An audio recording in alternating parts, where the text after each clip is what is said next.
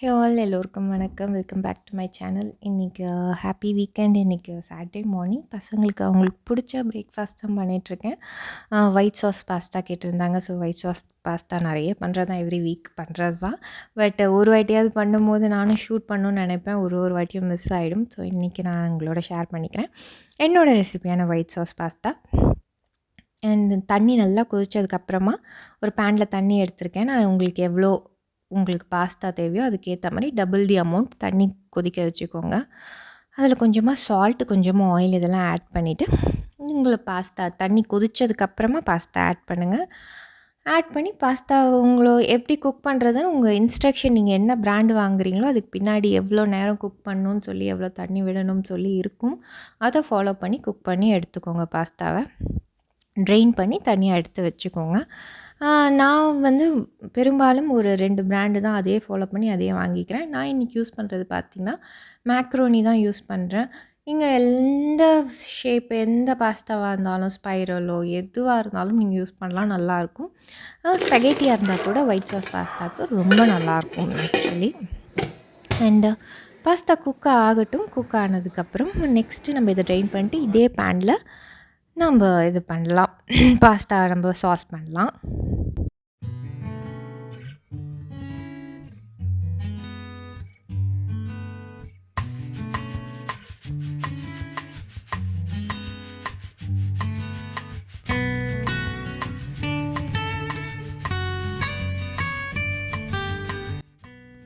இப்போ இதுக்கு தேவையான இன்க்ரீடியன்ட்ஸ் பார்த்திங்கன்னா பட்டர், அதுக்கப்புறம் சில்லி ஃப்ளேக்ஸ், அதுக்கப்புறம் கார்லிக் 2 பல் பூண்டு துருவி எடுத்து வச்சுருக்கேன். அதுக்கப்புறம் pizza seasoning, pasta seasoning, oregano, cube cheese இருந்தால் நீங்கள் நார்மல் ப்ராசஸ்டு க்யூப் சீஸ் எடுத்துக்கலாம். என்கிட்ட ஸ்லைஸ் தான் இருக்குது. உங்கள்கிட்ட என்ன அவைலபிளோ அதை யூஸ் பண்ணி பண்ணலாம்.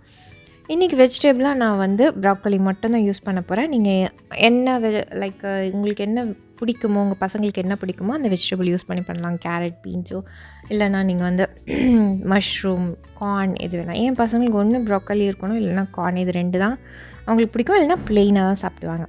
ஸோ இப்போ அதே பேனில் நான் சாஸ் ரெடி பண்ணிக்கலாம். அதுக்கு 2 டேபிள் ஸ்பூன் அளவுக்கு பட்டர், 2 பல் பூண்டு துருவினது அதை ஆட் பண்ணியிருக்கேன். பூண்டு ரொம்ப முக்கியம். துருவியோ இல்லை ஃபைனாக சாப் பண்ணி ஆட் பண்ணிக்கோங்க. இதோட ஃப்ளேவர் தான் ஒயிட் சாஸ் பாஸ்தாக்கு நல்லாயிருக்கும்.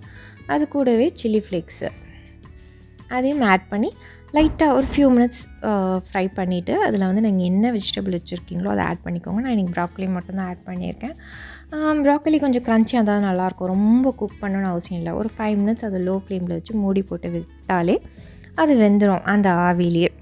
அது வெந்ததுக்கப்புறமா நம்ம இதுக்கு தேவையான மைதாவை ஆட் பண்ணிக்கலாம். மைதா பார்த்திங்கன்னா இதுலேயே நான் சால்ட் அண்ட் பெப்பர் போட்டுக்கோங்க. நீங்கள் என்ன வெஜிடபிள் போடுறதா இருந்தாலும் சால்ட் அண்ட் பெப்பர் போட்டு நீங்கள் அதை ஒரு 5 மினிட்ஸ் குக் பண்ண விடுங்க. தண்ணியெல்லாம் விட வேணாம். நீங்கள் லோ ஃப்ளேம் வச்சு எனி வெஜிடபிள் நீங்கள் ஆட் பண்ணுறதா இருந்தாலும் கொஞ்சம் க்ரன்ச்சினஸ் இருந்தால் தான் இந்த பாஸ்தாவோட நல்லாயிருக்கும்.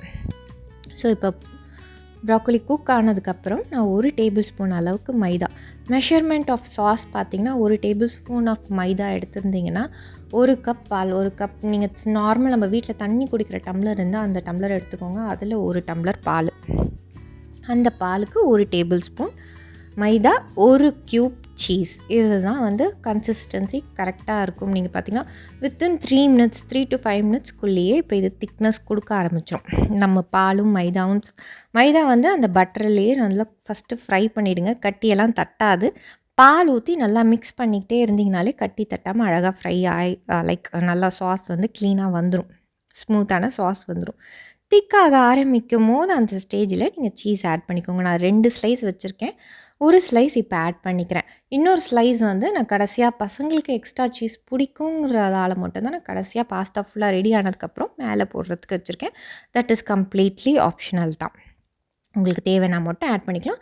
இல்லைனா இதான் சாஸில் இந்த சீஸ் போதும். ஒரு ப்ராசஸ்டு சீஸ் க்யூப் வச்சுருந்திங்கன்னா 1 க்யூப் துருவின க்யூப் இந்த ஸ்டேஜில் ஆட் பண்ணிக்கோங்க. இப்போ நல்லா திக்காக சாஸ் ரெடி ஆகிடுச்சு. நம்ம குக் பண்ணி வச்சுருக்க, அதாவது வேக வச்சு வச்சுருக்க பாஸ்தா, மேக்ரோனி எது நீங்கள் யூஸ் பண்ணுறீங்களோ அதை நீங்கள் ஆட் பண்ணிவிட்டு நல்லா மிக்ஸ் பண்ணி விட்டுக்கோங்க. அப்புறமா நான் கடைசியாக தான் அந்த பீஸா சீசனிங் தான் யூஸ் பண்ணுறேன். எனக்கு அதோடய ஃப்ளேவர் தான் ரொம்ப பிடிக்குது. பட் இதுக்கு நீங்கள் பாஸ்தா சீசனிங்னும் தனியாக இருக்குது, அதையும் யூஸ் பண்ணலாம். வெறும் ஆரிகானோ மட்டும் இருந்தால் அதுவும் யூஸ் பண்ணலாம்.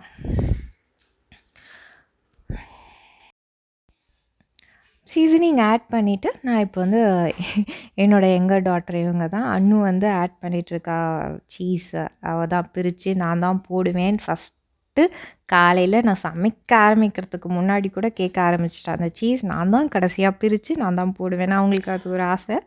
ஸோ அவங்க போட்டாங்க. And the pasta is ready. Pasta பார்த்திங்கன்னா திக்காக இருக்குது அப்படின்னு நினச்சி நீங்கள் வந்து எல்லாம் ரெடி ஆனதுக்கு சாஸ் ரெடி ஆனதுக்கப்புறம் தண்ணி ஊற்றி இது பண்ணாதீங்க. சூடாக இருக்கும்போது தான் அப்படி இருக்கும். கொஞ்சம் நேரம் நம்ம பவுலில் போட்டு அது சாப்பிட்ற பதத்துக்கு அது சூட்டுக்கு வந்ததுக்கப்புறம் நீத்து போயிடும். ஸோ நீங்கள் ஒன்ஸ் சாஸ் இஸ் டன் அதுக்கப்புறம் நீங்கள் வந்து தண்ணி ஆட் பண்ணாதீங்க. வேணும்னா அந்த பால் ஊற்றுற டைம்லேயே நீங்கள் தண்ணி போட்டு சாஸ் அந்த பதத்துக்கு வருது இல்லையா, அப்போவே தண்ணி தேவையான அளவு ஆட் பண்ணி நீங்கள் வந்து சாஸ் அந்த கன்சிஸ்டன்சியை கரெக்டாக பண்ணிக்கோங்க. அதுக்கப்புறம் தண்ணி ஆட் பண்ணிங்க. பாஸ்தாவை ஆட் பண்ணதுக்கப்புறம் பாஸ்தா ரொம்ப திக்காக இருக்கு, நம்ம இன்னும் கொஞ்சம் தண்ணி பண்ணுவோன்னு சொல்லிட்டு தண்ணியெல்லாம் ஆட் பண்ணிங்கன்னா சூடானதுக்கப்புறம் சாஸ் தனியாக, தண்ணி தனியாக, பாஸ்தா தனியாக இருக்கும். சாப்பிடும் போது நல்லா இருக்காது.